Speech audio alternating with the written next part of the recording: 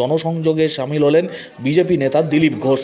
বিজেপির সদস্যতা সংগ্রহ অভিযান চলছে। মন্তেশ্বর বাজার সহ মালম্বা বাজার, সাতগাছিয়া, মেমারি বিভিন্ন এলাকায় আজ দিনভর কর্মসূচিতে অংশ নিচ্ছেন রাজ্য বিজেপির প্রাক্তন সভাপতি দিলীপ ঘোষ।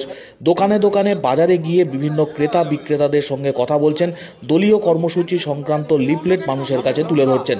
আগামী দিনে বিজেপি কি করতে চাইছে, কেন্দ্রের মোদী সরকারের তরফ থেকে যে সমস্ত উন্নয়নমূলক প্রকল্পগুলি নেওয়া হয়েছে সেই প্রকল্প সম্পর্কে মানুষের মতামত এবং সেই প্রকল্পগুলিকে তুলে ধরছেন দলীয় নেতৃত্বরা। সদস্য লঙ্কা কত করে?